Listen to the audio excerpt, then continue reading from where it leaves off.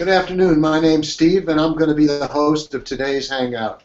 Joining us once again for our 21st Air Filtration Google Hangout is Charlie Cipher, Manager of Marketing and Technical Materials for Campbell USA, a world leader in the development and production of air filters and clean air solution. Our talk today will be focused on when to change air filters in the typical commercial office building to maintain the best indoor air quality. Hi, Charlie. How are you today? Good. How are you doing? Excellent, excellent. So let's jump into our topic. Charlie, why is it important to change filters at the proper time in office buildings? Well, there's four reasons primarily. The biggest one being energy. If you leave a filter in a system too long, then the pressure drop or the resistance against the fan goes up high, and then your energy usage increases. So you always want to change the filter at the point that gives you the optimum return on energy. I mean, you may be using a $10 pleated filter, yet to move air through that filter may be costing $60 a year.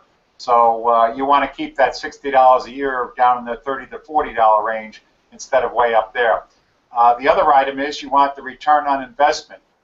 You want to get the most out of that filter for the price that you're paying for it. In other words, you want it to stay in the system for the longest period based upon when it's the proper time to change it. And then, of course, there's system protection. We want to make sure that the system is protected, and if the filters stay in too long, they can actually unload contaminant, or really they can almost collapse in the system and cause quite a bit of expense, as the HVAC system would have to be cleaned. The fourth point would be labor. Nobody likes to change filters. Everybody knows that it has to be done. But if you can change filters twice a year instead of 4 times a year, you've got a lot of happy maintenance people. And what type of contaminants will a filter see in these environments? Well, in the typical office environment, the biggest problem that we have is paper dust. It's been a problem since the 1950s when we had typewriters that used to hit the paper and the paper dust would come off. Now we shuffle papers around, and unfortunately, it sheds and it gets into the air. Probably 40% of the contaminant on a filter in a commercial building has to do with things like paper dust.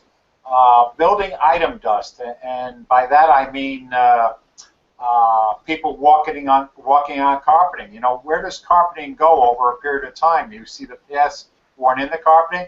Well, every time somebody steps on that carpeting, they're actually wearing that carpeting down, and those fibers are going into the airstream. I've got a couple of pictures I'd like to show today, just to give you a general idea of what can happen with filters when they're left in a system for too long a period of time. What you're looking at, Steve, here are 4 filters that were actually in the same building. And what happened is the pressure drop went up and up, and the filters were not changed at the proper interval. And you can see that 3 of these filters actually broke down over time. That's the last thing that you want happening because now you've got all sorts of bypass and you've got a dirty HVAC system. Another item that we worry about is typically going to be office equipment. Office equipment also generates dust, and we want that picked up by the filtration, or it just becomes a nuisance for the cleaning personnel, you know, et cetera, with the things that they have to do. And of course, the biggest pollution generator to any space is people. All of us are sitting there and shedding particles, not only from our skin, but from our clothing. And every time we move around, we're creating more particles, hundreds of thousands of particles an hour, and those are taken out by the building air filtration. Well, that was an interesting picture. I mean, those filters really collapsed, creating gaps and everything else. How do you determine when's the optimal changing point to save energy but also maintain the building's air quality? Well, let me show you another picture, and I'd like to ask you, Steve, while I've got you, is this a clean or a dirty filter, or is it someplace in between? Don't see the picture. Oh, I'm sorry. I'm seeing it on my screen. Do you? Oh, okay. Well, basically, I think everybody else is seeing it. Let me just try that again here.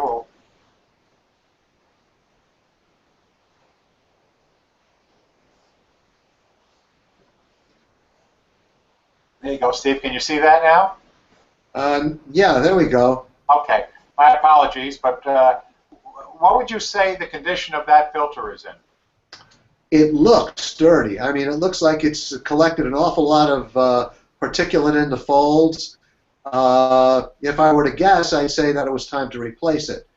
And that's probably what most people think, but that filter's only been in the system for probably a month or so. It may have 4 to 5 months left of it. If a filter looks dirty, it doesn't necessarily mean it's at the point that it needs changing, because these filters have a very high depth to the media, and the media loads the particulate into that media, and the resistance does not go up that quickly. Let me show. The only real way that you want to change a filter is by using what they call a magnehelic gauge. And I'm going to show you a picture of a magnehelic gauge here. Forgive me as I kind of work through this system, but this will give you an idea of what probably the most common one looks like. That's a magnehelic gauge, and that one shows a pressure drop of 0 to 2 inches of watercolor. These gauges are about $90 a piece, and realistically, they're the only way to change filters. So those pleated filters that we were looking at earlier, typically they're going to start in that range of about 0.25 pressure drop, a little bit of the way up the gauge, and their maximum recommended pressure drop is 1 inch. But if you go that far, okay, that filter has a possibility of failing once it gets past there. So in most cases, you want to double the initial pressure drop. So if this filter starts off at a 0.25, you want to change it around a 0.50. But a lot of people are going to say, well, I've got 30 units on my roof, and those magnehelic gauges would take a lot of time to maintain, and they're kind of expensive, and we don't want to have those. Well, what you can do is you can set up a representative unit within the building. So let's say you have 6 air handlers on the roof. Well, you only install the magnehelic gauges on one of those units, and then that unit should be representative of when to change out the filters in that unit, plus the other 5 units that are close to it. Now, I'm going to use a school as an example. Most classrooms have the same level of activity. So if you've got a different air conditioning unit or air handling unit for every classroom in the school, then you can put gauge on one unit, okay, and have a representative value for all the classrooms within that particular area. Now, if you're talking about the locker room or the auditorium, they have different air quality situations because of population and so on. Those units may need a separate gauge because those filters probably should be changed out at different times. Now, the other thing that I'm going to show you is why the filters should be changed at double the initial pressure drop. And excuse me for looking away, but I'm using 2 computer screens here. And hopefully you'll be able to see this one. Okay, now what this graph shows is a filter being installed at 3/10 of an inch pressure drop. It's over on the left-hand side. And then at the bottom of the graph is a period of time. And that could be anything. In New York City, that could be 6 weeks. 1, 2, 3, 4, 5, 6 weeks. In upstate New York or Florida, that could be 6 months. 1, 2, 3, 4, 5, 6 months. Or in Portland, Maine, where the air is very clean, that may represent 2-month periods. Because the air quality in your building is always consistent with the air quality outside. So if you've got dirty air outside, your air is going to be a bit dirtier inside, and your filters are going to last a little bit less of a time than they would in some other cleaner areas. Now, if you follow the graph across, the filter has a very long loading curve.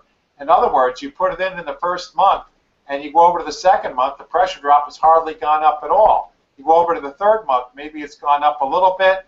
By the 4th month, it's starting to climb, and at the 5th month, where that white arrow is pointing down, you can see that this filter is pretty well met the end of its useful life.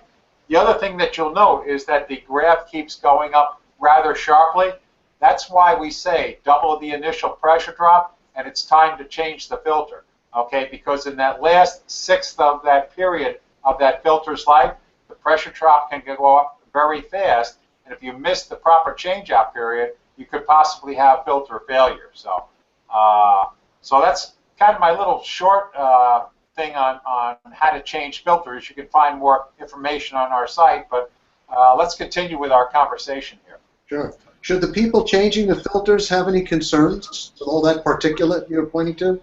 Well, Steve, if you think about it, the typical commercial environment has about 6 air changes per hour. Now, what if you came to work this morning and you had a cold, and you're sitting near a return, or the air movement is moving the droplet nuclei that you're actually sneezing out when you have a cold or coughing or something along those lines, and it's taking it to the return on the system. Well, that moves through the ductwork just like that. There was a movie with Dustin Hoffman. I forget what it was called, but it slips my mind right now. But Outbreak. It was called Outbreak, and they have a wonderful portion of that actually shows the bacteria and the viruses moving down through the ductwork. Well, that actually also happens in real life. So you've sneezed within the room, the contaminant gets to the return, it's sucked into the ductwork, and of course the first thing that it sees in the system is the air filter. And it's the air filter's job to remove that contaminant, and for a short period of time, the materials that filter captures is actually viable. Now, so what happens to it over time? Everything needs 2 items to live, and that's typically going to be moisture or a nutrient. By the nature of an HVAC system, you're always moving air through the filter, so you're drying out the filter, and normally moisture is not a consistent part of an HVAC system, so items that are captured in the filter die relatively quickly. So now for the people servicing the filters, what we recommend is pretty well normal hygienic care. Wear gloves when you're changing the filters. When you're talking about pleated panel filters, they've got a metal mesh or a wire on the back. You certainly don't want to cut your hand or something and have something viable on the filter and bring home something from work more than a paycheck. Bring a cold home to your family or something along those lines. So you should wear gloves. If you're changing high efficiency filters, those that get up into the MERV 13 range or MERV 14 range, then you probably want to make sure you have good shoes, hard-toed shoes on, because those filters can be heavy if they happen to be dropped. Now for me, if I were changing filters during flu season, and let's say that I was in a school or a commercial office building, I'd wear one of those little masks. They cost anywhere from $2 to $5. They're available from any industrial supply house, and they're actually made out of HEPA paper, and they do a wonderful job of stopping the contaminants to getting into your breathing system. So again, you don't bring home something that more than a cold from your job. Wow, never thought of an awful lot of those things. Where can people find additional information about the filters and about commercial space, etc.? Well, the best place to find information relating to filters is any one of 3 different websites. One is catalog.camfill.us, another is camfill.us, and another is camfill.com. We have a lot of side menus on there that talk about industries, the principles of filtration, how to change filters, etc. A wealth of information for anybody that has to work with these filters on a daily basis. All right, well, thank you all for participating. We look forward to seeing you at our next Hangout when we cover more essential air filtration topics. Thanks, Charlie. That was great use of diagrams, and I think that was an interesting Hangout, especially for people in commercial space. Thank you, Steve, and you have a good week. You too.